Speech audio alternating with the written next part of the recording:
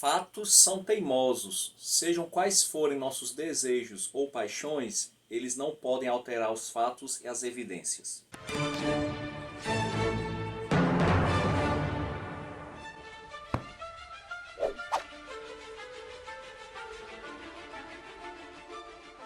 Fala pessoal, bem-vindos ao canal Ler é Preciso, com mais um livro lido no mês de outubro, finalizando a minha meta do mês de outubro, de Thomas Sowell, economista norte-americano, Fatos e Falácias da Economia. Livro esse publicado pela editora Record. 335 páginas, tradução de Rodrigo Sardenberg. Thomas Sowell, excelente economista, grande escritor, palestrante, inclusive é dele um dos melhores livros que eu já li na minha vida, que é o livro Conflito de Visões. Inclusive já tem aqui a resenha no canal. Esse livro está esgotado, infelizmente, espero ansiosamente pela reimpressão, e quem tem essa obra está pedindo praticamente um rim, 400, 500 reais, eu já vi na estante virtual, Mercado Livre e etc. Excelente livro. Esse livro aqui também é um bom livro, no entanto, ele é um pouco prolixo, às vezes se torna um pouco cansativo. Esse livro, Fatos e Falácias da Economia, vai falar justamente sobre as falácias usadas, principalmente pelos políticos, no que diz respeito à economia. É interessante que no primeiro capítulo, O Poder das Falácias, ele define falácias. Ele diz que falácias não são simplesmente ideias malucas. Porque se fossem ideias malucas, elas seriam facilmente refutadas. O problema é que as falácias geralmente são plausíveis e lógicas. No entanto, com alguma coisa faltando. Então é por isso que as falácias têm grande poder, principalmente no meio político, que muitas vezes gosta de falar o que o povo quer ouvir e utilizam palavras com significado um pouco vazio para usar como falácias para aquilo que eles pretendem na economia. Como, por exemplo, palavras como justiça, palavras como equidade, igualdade, são palavras que muitas vezes elas são indefinidas. O que é justiça? O que é equidade? E é aí que mora o perigo. Thomas Sowell, ele fala sobre algumas falácias, são 8 capítulos, o primeiro é Poder das Falácias, onde ele explica o que são as falácias, e capítulo 2 até o 7 são falácias do tipo masculino e feminino, essa falácia de que mulher ela ganha menos por conta do machismo. Ele fala também sobre as falácias raciais, falácias do terceiro mundo, falácias urbanas. São vários tipos de falácias onde ele embasa com muita leitura, com muitos dados estatísticos, e é por isso que em alguns momentos ele dá tanto embasamento para refutar essas falácias que se torna, como eu já falei anteriormente, um pouco prolixo, cansativo. Também o fato de ser um contexto norte-americano, talvez um brasileiro lendo isso, eu senti isso, se sinta um pouco estranho, sinta-se um pouco deslocado da realidade do livro, porque ele cita exemplos do contexto norte-americano. Algumas coisas dá para fazer uma comparação com o contexto brasileiro, mas outras coisas não. Tá? Porém, é interessante o livro porque ele mostra como você pode refutar falácias muito comuns no Brasil também, como por exemplo, a falácia que ele chama falácia da soma zero. A falácia de somar zero, melhor dizendo. Essa falácia diz o seguinte, que se uma pessoa fica rica, automaticamente alguém está ficando mais pobre. Essa ideia de que na economia a questão da renda é apenas uma soma, é apenas uma transferência de riqueza. Para alguém ficar rico, alguém tem que estar perdendo. Isso é uma falácia que ele, de maneira bem astuta, ele derruba essa falácia. Porque na realidade a riqueza ela é gerada. Se a riqueza não fosse gerada, se a quantidade de riqueza que existe no mundo fosse a mesma desde o início, então os homens e mulheres primitivos eram muito mais ricos que nós. Porque nós tínhamos uma população bem menor com a mesma quantidade de riqueza que temos hoje. Mas não, a riqueza ela é produzida, ela é gerada. Inclusive ele chega a dizer que a grande questão não é porque existem pobres, porque a pobreza é o estado natural do ser humano. Os homens primitivos viviam nas cavernas, todos eram pobres.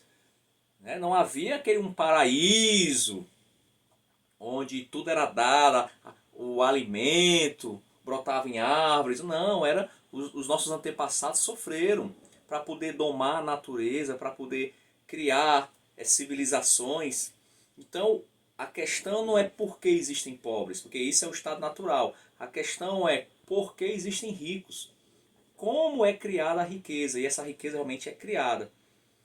Interessante que, principalmente as pessoas que são coletivistas, são socialistas, elas se preocupam muito com a desigualdade. Porque elas acham que quem está ganhando mais dinheiro é porque tem alguém perdendo. E não é bem assim. A riqueza, repito, ela é produzida.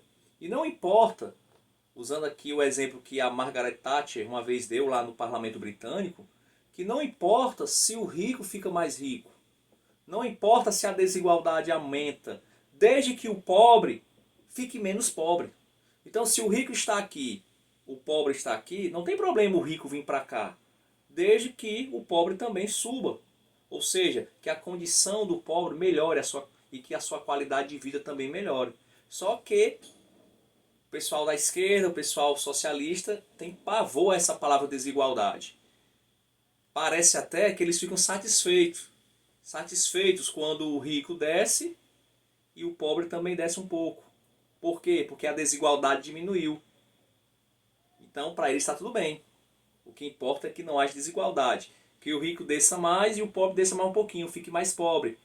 Até que todos fiquem pobres, como nós vemos vários exemplos aí de países socialistas onde nós temos uma igualdade na pobreza.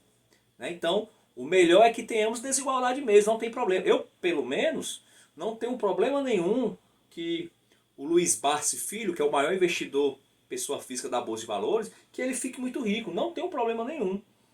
Desde que eu e os outros pobres, classe média, consiga melhorar de vida, tá ótimo. Não tem problema. Com milionários ficando mais milionários. Desde que os pobres fiquem menos pobres, tá ótimo. Então eu concordo com a Margaret Thatcher. E concordo também com Thomas Sowell. A economia não é uma conta de somar zeros. A riqueza ela é produzida. Então isso é uma falácia muito comum de que se alguém está ganhando, outro está perdendo. E ele vai refutar essa falácia. Outra falácia muito comum também no contexto brasileiro é a questão das mulheres ganharem menos fazendo a mesma função de um homem. Isso é muito comum, principalmente vira e mexe em todas as eleições, tem esse debate, alguém puxando uma estatística não sei de onde, que as mulheres ganham menos, tantos por cento menos fazendo o mesmo trabalho do homem. Será?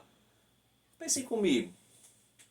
Se a mulher fazendo o mesmo trabalho do homem, a mesma eficiência, ela ganha menos, por que então os empregadores não contratam só mulheres? Porque eles teriam o mesmo trabalho dos homens, pagando 20, 30% a menos. O empregador, na sua grande maioria, ele quer o lucro. Ele não quer saber quem está trabalhando para ele, se é homem ou mulher. Tá? Então, uma coisa não está batendo.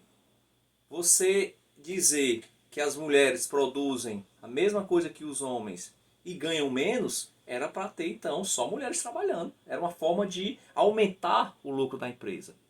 Então ele vai questionar, usando dados estatísticos, mostrando que o fato das mulheres em geral ganharem menos não é porque elas são mulheres no sentido de o patrão é machista, mas porque as mulheres, na sua maioria ainda, têm um desejo de ser mãe, têm um desejo de ser dona de casa.